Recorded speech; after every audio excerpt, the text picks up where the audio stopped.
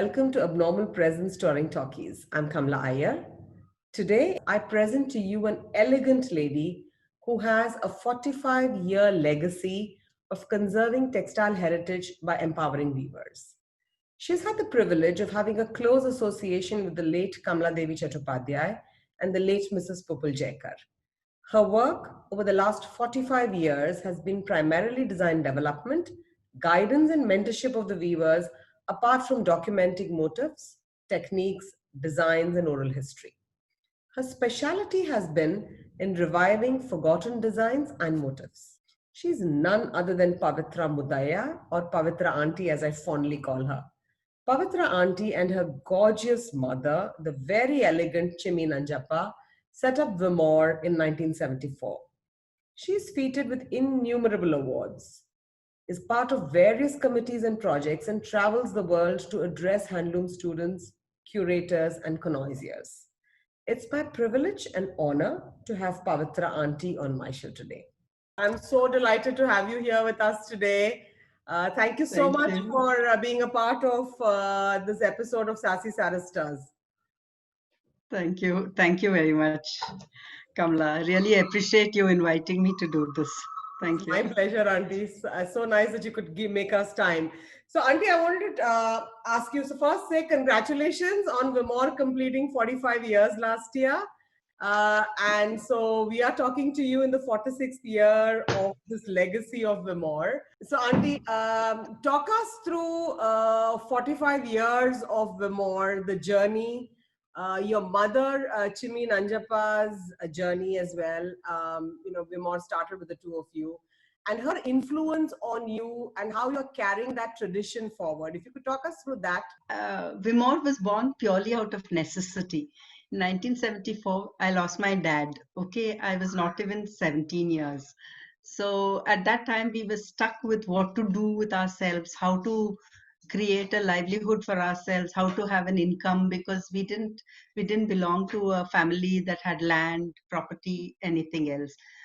At this point of time, my mother's experience, her past experience came in very handy. And she was the first manager of Kaveri Arts and Crafts on MG Road. So that also was to support my dad. She worked. And she did well. So Mrs. Pupul Jayakar chose her to go to the New York World's Fair in 1964. That was her first attempt to go and do anything outside. But she did such a fabulous job that Mrs. Jayakar appreciated it and wanted her back the next year. The next year, the Karnataka government did not give her the letter that asking for her services again by Mrs. Jayakar and HHEC. So my dad said, just quit this government job and go ahead. I mean, it was very unusual and amazing because I'm talking, it was in the 60s and they were financially not in a great position. So for my father to say, just forget it and go, don't be like other women and say husband, child, this, that. If they recognized you, go and do whatever your capacity you can achieve. So every time I remember, my mother would be crying going to the airport, but she did so well. So Mrs. Jayakar asked her for another time. That was 64, 65 in New York and 67 in Montreal. In fact, they wanted her even to Japan. Mrs. Jayakar was so taken up with her kind of producing results, because in the 64 it was very difficult even to sell a sari or fabric to an audience where there were not many Indians in America at that time, we should remember. So she said anywhere in the world go and set up, but my mother said I don't want to be a second class citizen, and was back here. And it was I think she was instrumental in sort of setting all this for me. And seeing the kind of support given by my father was a great thing, saying never say no to anybody. So we had weavers, artisans who came from Kaveri days, used to come to our house and bring their stuff and ask her, and she would always guide them how to do, where to go. She helped set up quite a few shops and helped a lot of people that way. And I think that was a great experience for me, seeing both my parents never saying no to anybody who came to them for help. I think that was something. And when we set up Vimor, the first thing was she used to send me saris. It was called the Chanpatna silk fabric. So she used to send it to me to Madras, where I was studying in WCC for my PUC. During the weekends, I would go and get it printed and things like that, you know. So, I mean, totally clueless about anything, but I think it was necessity that forced you to do things. So I would send back the fabric to her. She would sell and buy me more silk and send it over the weekend. So this went on for some time till we came across this Mr. Bandari, who was amazingly, we were very lucky. He was an antique dealer, and he wanted someone in Bangalore who he could sell regularly to the saris. So he used to bring us a big pile of we used to call it a mute, a big bundle of saris. So we used to separate the good ones and then the not so good ones. The good ones always sold because people knew by which time we had, I told you, we had registered Vimor and started. So we could sell the good antique saris. From the Calico Museum to Mrs. Jayakar bought a lot. So it was a great strength to have Mrs. Jayakar being so supportive to us, you know. So, and then we sold it to cottage industries. The rest of it, the things that were a little damaged, had oil stains, marks. Uh, we had to liquidate it because we need to support ourselves. So I would land up printing it, dyeing it, embroidering it. I mean, now what people call design is something I did, and I never design. Okay, it was just that we did all kinds of things, and the idea was to make a piece saleable. That was the only point. And we did it, and now it's strange that people bring me back their old textiles that they bought for us and say, now because we want it so much, can you reproduce it? So that became a cause for a revival journey.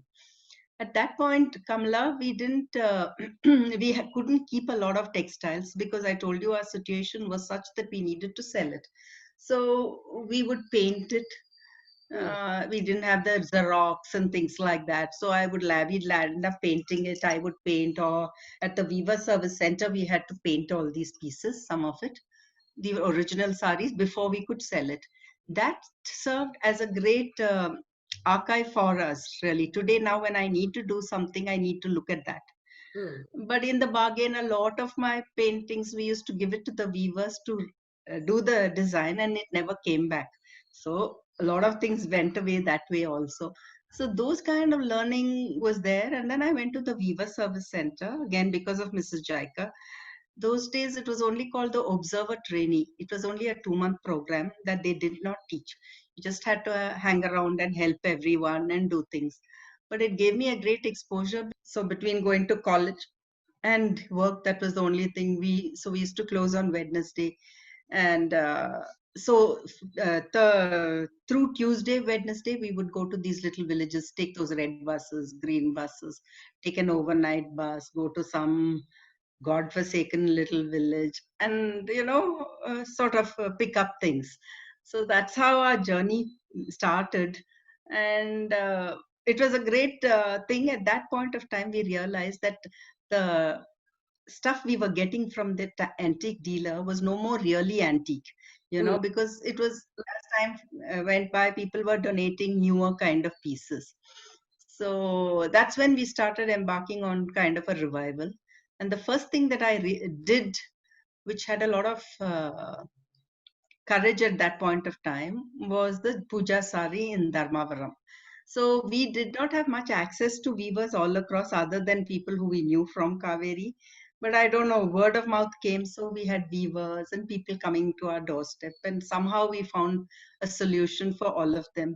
I mean, of course, it was primarily our need, but Yeah. it was also that it took everyone along, and I think that sort of slowly grew. My mother's sense of aesthetics, she was very charming, beautiful, and she had great people skills. In fact, today, if we have any customers that really recall all this is totally due to her. She would remember their birthdays, have great conversations, and she had a personal connect with all the customers, and she would guide them into what looks good for them. So today it's very strange. Times have changed that you have a personal shopper, you have this, you have that. I mean, we did all that, I mean, sometimes I'm really amused at it. So people came to trust her choice and her aesthetic sensibilities and things like that. So a lot of customers have great stories about her, and that was it. I think those are the basic things. And like Mrs. Jaika said, I can't draw, and I don't want to. I mean, what will I do going to do any drawing things like that? Mrs. Jaika said, when you've grown up with beautiful things, because I used to spend a lot of time in the Kaveri Arts and Crafts as a child growing up. So she said, when you're grown up with a lot of beautiful things, all this will come. Just don't keep worrying about all that. I mean, don't get worried and overwhelmed by big names, you know. Auntie, there's also a very interesting story behind the name Vimor itself, right? What does Vimor stand for, and how did your mother come up with this name? So when she went to New York for the World's Fair, every time she was there for 6 months, 7 months, the stint was. So at the end of it, before she came, and any time she got time off, she would travel. And on a trip to Niagara Falls, she met this girl called Vimor. She said she was an Indonesian girl, and in Bai language, it was pure. What was her name? It meant pure. Okay. So it stuck in her head because my name is Pavithra, it means pure. So when they built the house, they named it Vimor after, because it means it pure. So when Okay. we registered, we continued with the same name. And then I think we also stuck to, later on it came to also define saying we will do cotton or pure silk, anything in pure, and we would, things like that. So that's how it has come to be all these years, and people are intrigued by what is Vimor, but it means it means pure. That's it. How nice. That's That such is, a yeah, lovely that is it. little story. Yeah. So, Auntie, Vimor Handloom Foundation and the Vimor Museum of Living Textiles, these are both your legacies that you're going to leave behind for, your children to carry the Vimor tradition forward. And, you have lovely children. I've interacted with them, both Vipra and Arup, so passionate about Vimor as you are, as your mother has been. And that's been a fantastic thing to have generations kind of see this through. So, can you tell us something about what the foundation, what kind of projects the foundation supports? And once COVID is over and we are able to come and see your museum, what can one expect in the museum? Yeah, museum has always been something that I wanted to do all my life, because I've realized that a lot of our work is when we show old textiles, we explain it to the viewer, touch, feel, and have a story around it. It sort of creates a curiosity and in him, and he doesn't begin to look at himself as just a wage worker. You know, sort of I say, this is what you've inherited as a community, and you shouldn't lose it. So in all these intangible things, sort of build up a pride in him, build up a sense of ownership, so which was very important. And so when we did have a lot of textiles from our collection, but I mean, it's humbling to tell you that a lot of our collections have been just donated to us. You know, over these years, most people have just given us their old pieces, saying, "I've worn it enough. I mean, what will I do with it? It's torn." I mean, you would use it for a larger cause.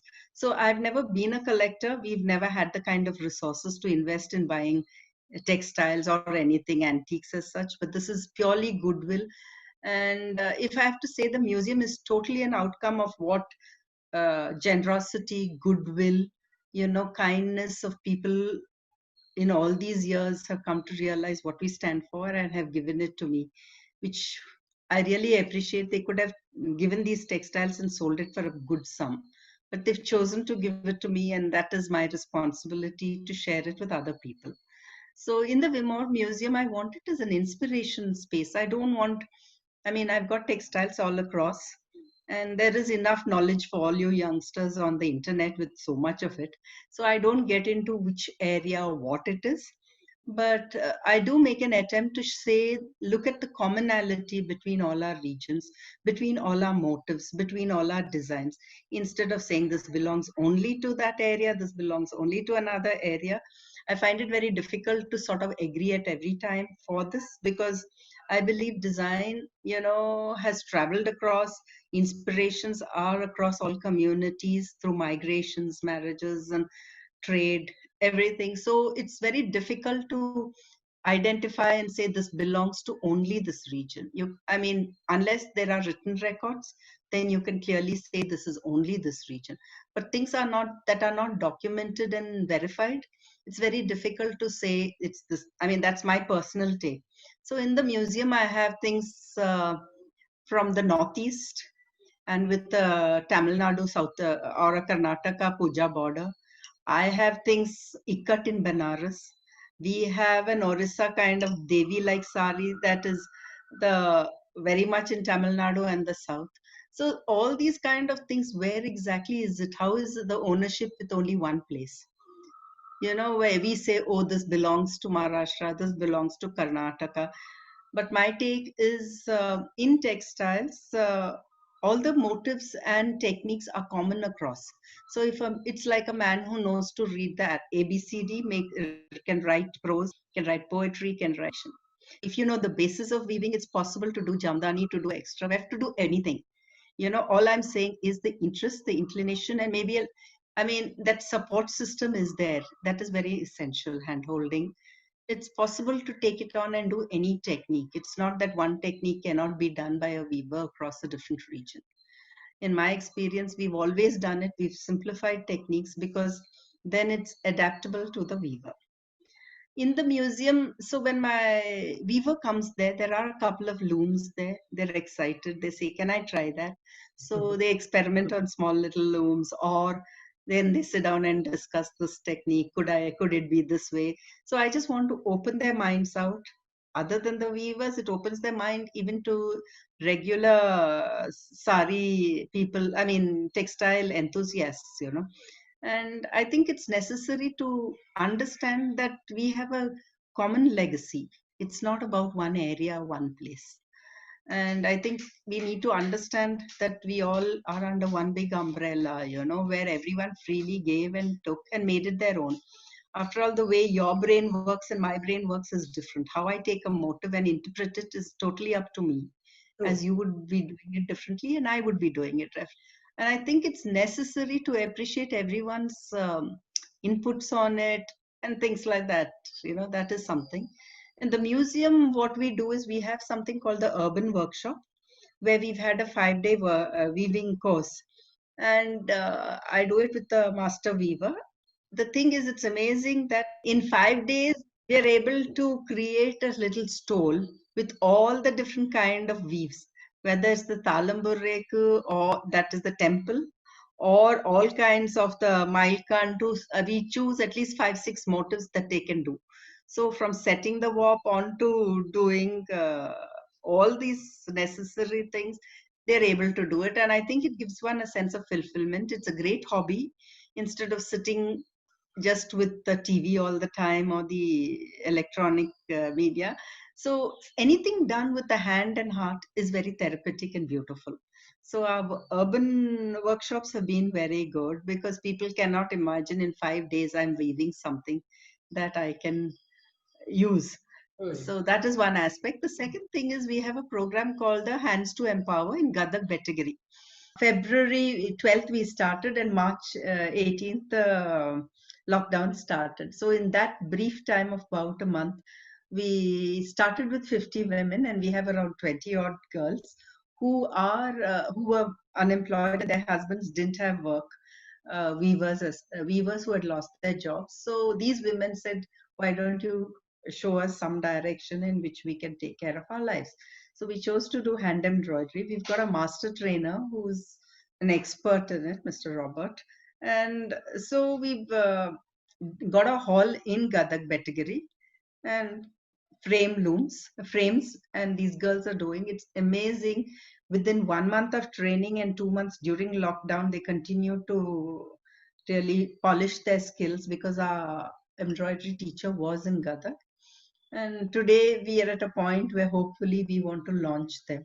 In another 6 months, we want to create an enterprise for them so they can handle it totally.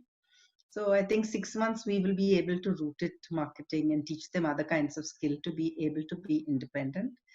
So the idea is to be able to give ownership to them with our hand holding, and maybe a part, we'll also be part of it, you know, till they're totally able to handle it. In all our work, I mean, we've always worked towards independence. all my weavers are independent of Vimor. We don't own anybody. We don't own any looms, nothing like that. Because I believe it's very important to allow that growth. So it's worked in Vimor, and I don't see why it shouldn't work with the foundation. We've had an amazing sponsor who's sponsored us for the 3 months to take care of this embroidery project. In another 2 months, also someone has signed up saying, I'll support you. So to begin with, I'll show you a photograph of the embroidery. You cannot believe that this is just 1 month's work. So it just shows the capacity of a human person to be able to adapt and learn and make it their own and go forward. I mean, you can do the most fabulous design, you can do everything, but unless it makes some sense to them financially, they should be able to grow and move into a higher level. So that is how we've done. The other place right now during COVID, and I think this is among one of my most satisfying work that I've done in all these years. We've been doing COVID aid for ration distribution. And I'm proud to tell you we've come to a number of 2,418. Wow. I mean, that is huge considering we're a small organization. But again, it comes back to people's faith in us. People known and unknown have been donating to us. So that's what we've been able to reach out. So how we do it is, over my 45 years, I have had contacts with people, or we've trained people across regions. So they're the contact people. And they give us a list of who are the vulnerable weavers there in need of rations and other things. They distribute it and make ration kits and distribute it, take their signatures and their photographs and immediately send us. So there's total transparency and accountability, and which is amazing. I mean, I've never had to ask, do I need to check this at all? If I do not know a source in a remote area, this man takes permission from the DC and from the police, puts the ration bags into his van and goes and distributes it. I mean, the sense of integrity is something amazing. We've just never had to ask. They'll immediately send you photographs. They'll immediately send you everyone's Aadhaar card. Again, I say it's just about human spirit and the goodness of it. That is something. But it's been amazing. The other thing we've done is we've started a pension fund for senior citizens, senior weavers who can no more weave. But I like to think of them as knowledge banks, people who wove earlier and now are not weaving. So those people today, they're looked at as the senior citizens, and they're all of people above 75. So they're not actively weaving, 70, 75. But so since their sons don't have jobs, they don't have jobs, they're considered as useless. So I say no, they are what I call knowledge banks. True. And they're someone we need to respect and appreciate. It is because they have taught, the next generation has learned. Okay, so we need to value them. And so we have a pension fund for them. And the emotional phone calls and stories that I get is so heartbreaking. And I have this God bless coming to me every day. And then I say, it's not about me, it's about unknown people who think of you and are supporting you. I always make it a point to tell them that the money is not from me and it is for someone else.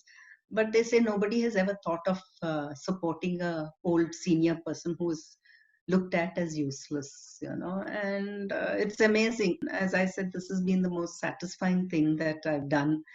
I might have done designs of all kinds and done thousands of designs and things like that, but doing this work has given me great satisfaction, and I feel that this is my life's purpose now. Generosity of spirit that Vimor stands for. And I think what goes around comes around. That's karma. And that's what you're seeing and that's what you're enjoying. And long may the fruits of this last. And I'm sure, like, you get this bless you, messages. That's really the message the universe is sending out to you. So you must really feel proud of what you've managed to achieve in the last 45 years. So thank you. No, but this was only 2.5 months, Kamala. So in 2.5 months, I said, managing 2,418 people, this is something. And they all tell me, like I have this lady, Badrunisa and Kaitun, she says, because you've made me the contact person, it's a great opportunity for me to go around the village distributing this, So, I mean, they're also empowered. It's not about us. So everyone gains from this kind of generosity. That is what I'd like to say. But you're able to drive this because of your connect and you're wanting to do stuff like this. And you've been doing, COVID gave you a different opportunity. But even otherwise, you've been able to do through Vimor projects that sustain livelihoods. There are designers and there are sellers, but there are very few people who empower and sustain livelihoods. And that's a great story of Vimor, which is, so enduring to hear. And the fact that you're able to continue that is really fantastic. Like you said, you found your purpose in life, and we thank you for that. Yeah. So my next question, Auntie, is an interesting one, which is handlooms and handmade in India are often romanticized. They are expensive. They are slow, sustainable fashion. However, we hear stories of the people or the hands that make handloom and the handmade are impoverished, living in real dire conditions and situations. Why is there this, this dichotomy? We as consumers believe handlooms are expensive and we pay a lot, but we also hear that the people that make them are impoverished. Why does that happen in India? See, I can't answer that with the general statement. I can only tell you from my experience what it is. The thing is, my point is, and this is a question that has been asked to me many times. I think if you work with integrity, honesty, there's no reason why someone else should be poor making fabulous things. I don't understand it, and I think it's not fair that a person who's put in his entire hard work, concentrated on making a beautiful piece for you to look beautiful, should still continue to be in poverty. As I said, we have 80% of my weavers who've grown tremendously big, moving from weaver to entrepreneur to a businessman. And I'm training the second generation of MBA engineering boys. See, I don't even know much of the computer at all, but I'm able to guide them in design, okay, in a way which I think I know better. That's it. So for them, that is a great thing. Why aren't they? Why? Because we are giving good wages. You are being fair to them. You don't want to exploit them. If I am winning, they too should win. I mean, that has been something that has been there. The idea is, if a person needs to change, he needs an incentive. So I say just double the wages, give them much more, do it. And in all these years, I mean, the trust is that they will take me. I told you they're business people today. They will take me to the weaver's loom. Even if I ask what you're getting, and this should tally with what I asked them to give, it has always been there. They have never, I've never had an issue where they've exploited them, especially for my orders. I can say that with all honesty. So that is how they've been able to grow, because the learning helps them with other things also. Other for why are they so poor is why people exploit them. People give them yarn and make them do wage work and buy it back. So this is something I've been trying to say, don't do that. You be responsible for everything. So at Vimor, what we do is, when we give a design, we give an advance and a total buyback, along with every design guidance, from starting from the blank paper to everything. And my design guidance has always been step by step. So from the time he starts, it'll start paying him. I don't need to wait to do the most elaborate design. Okay, so we make something simple.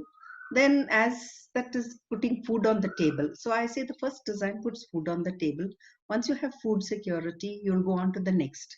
And then that hand holding will be there. So I give them an order of 20 saris, if you say.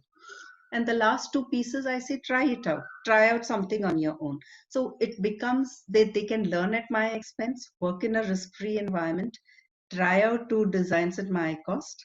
So, and I say it's a small price to pay, no? Two saris, if it doesn't sell, it's not the biggest thing. It will sell, because if they've done 18 with me, there has been learning by which time. So one design that puts food on the table will allow them to use all the kind of knowledge that they've learned onto other production and scale their business up. So I think basically, I think you should be fair. I think you should have a sense of honesty and integrity. And you should look at them as price instead of just wage people who you say, okay, I'm giving you so much per sari or so much per day. So I think once you empathize and once you have respect for their craft, I think automatically you will feel that you need to be able to allow them to grow alongside you. You know, that is very important. It's not just that I want to say, oh, I want to have 10 shops and let them be there. So I think it's and I think if we all function that way, there's no reason why, if I can do it as a single person, just a mother and daughter would have been able to impact so many people who I don't even know, go beyond. I mean, half my designs have been around for so many years, but I do not know the weavers. Doesn't matter. But the thing is, if it is impacting lives, I think it's a great thing. And we've done our job. That is it, you know. And India, you should remember, was known for its textiles. There's no reason why we can't, why we shouldn't strive to giving them that due place instead of keeping them at such a lower rung of the society. So, in talking to various experts, I have generally felt a sense of doom and gloom of, the younger generation is not wanting to take up weaving or handlooms because they are migrating to cities in search of other livelihoods. They don't find a fair sense of wage and compensation for their work, and it's a lot of hard work for very little money. You, on the other hand, have always said encouraging things about the younger generation wanting to carry on the legacy of their fathers and their forefathers, and they're continuing to keep the tradition of handlooms alive. So it would be nice to know what it is that you through Vimor is doing differently, and also if you could give us a sense of what bodies like the governments and consumers like myself could do differently to encourage handlooms and handmade in India, so that we have this tradition alive for generations to come. The thing is, from my experience, I believe what has happened is when we give an, I prefer to give an order rather than saying you make a sari. I'll see if I like it and then buy it. So my advice to most of the weavers are do it against an order. It will take time, but have someone who you say, if someone says, okay, give me five pieces, make a warp of 20 pieces. Most often, Kamala, the issue is people just change colors, put a line in here and a line in there, and then they say the design is there. I mean, that is their design, but they don't give a commitment to say, if I change a line, will I buy 20 saris from you? See, that commitment is not there. Okay, it's just a fancy to say, oh, I know this customer will buy this, I know this will sell. And so I just pick and choose from what he's done. So in the bargain, most often he's investing his own money. Most often he's borrowed, investing in doing some designs or some colors, or there will be something amiss. So from whatever the good lot that comes from him, XYZ buys it and sells it, resells it. But in the bargain, he's stuck with a lot of stock that he can't sell. And I believe, especially with my work, it's just design intervention. Simplification of things, that saying don't go ahead and do things that require a lot of investment. And I'm against it because I said when you are on a hungry stomach, you can't be creative, number one. Unless we put food on the table, how is he to look at any other growth? True. Okay, so those are the two things. At a point when he cannot make ends meet, you give him big orders and say, you invest on this, you do that, or I will invest on something. And then after he's finished, they're left high and dry. So the thing is, I always say they need to work towards self-reliance just by the skill of the hand. So another thing I'd like to make clear is a weaver's son doesn't have to continue to be a weaver. Okay, it's like all of us, we aspire, aspirations are different, and then they need to grow on. But the thing is, since they come from a background, they're clued in about every aspect of what the handloom sari making or the handloom industry requires. So that, along with their education, really is a great combination for them to take it forward. You know, so my point is, I think it comes also with take orders. Don't simply invest and do your own thing. And another big problem I find is, out of here, most people will copy the design in the next village or whichever and do it en masse. So as a result, it becomes a buyer's market. You have 100 saris produced in 5 clothes in villages that are varying areas, but the design sensibility becomes the same. So when I go into the market to buy, or a wholesaler, I can say I can buy it from X village instead of Y village. He'll give me 10 rupees less, 100 rupees less. So I always say you need to create a identity, your own sensibility, your own design vocabulary, which people will come searching for you. If you don't do that, you get lost in what everyone else is doing. The same design is found in ABCD. So what difference does it make? Whereas if you do have the capacity to look within. And people like me are there to help. It's not, I'm not the only one. There are hundreds of people who are there in this industry who would help them, you know. That's the other thing. I think also it needs to be told that they need to be able, see, the weaver is a kind person, and he has a lot of he's not a kind of person who would cheat. In my 45 years, I can say that honestly. They're not the kind of people who would try and cheat or do anything, you know, just supply you spurious goods unless things like that. I mean, it depends again on how you relate to them. If you are clean, they will also show only that end of the side of it, you know. So the aspect is, I think it's very necessary for us to have that commitment to say, okay, I'm going to take 20 saris, not take 2 saris and leave the 15 saris. And I think if you work along those lines, he's assured of an income, he's assured of a buyback, he's assured of the marketability. So where, I mean, that gives him a lot of scope to grow, no? Yeah. So from one loom, he can go to 20 looms. I mean, all my weavers started with 2 looms. Today they have 80 looms and they're huge. Why is it? And he doesn't have to be a weaver. He is a businessman, okay? But he has a sensitivity and he has the knowledge that goes on. And everyone, if you show, I mean, weaving and handloom is a very profitable business. It's not that it's not bad. Otherwise, you won't have shops mushrooming every second day and businesses. Okay, if when you show them that it is a profitable thing, why would you want to migrate into the city and be a non-entity? So they realize that the question is, and they're willing to work hard, they're willing to work with a certain level of ethics and things like that. There's no reason. But I think it also comes to the person, whether you call them the trader, the middleman, the whoever it is. I mean, if we function with integrity, I'm sure they will all, you know. And as for the government things, again, it gets caught in the things stacked against them. They can't sign, they do not know to read, so they do not know what they're signing for, or there is so much of red tape, they're running around in circles to get one small thing. So if you make things so complex for a person to access any kind of funding or anything, I mean, they would rather go to the money lender because it's much quicker. Correct. Things like that. So there are a lot of issues in it, you know. I don't know why we can't simplify things to their level. So, but now a lot of them have understood, all their sons are educated, especially because most of them have free education.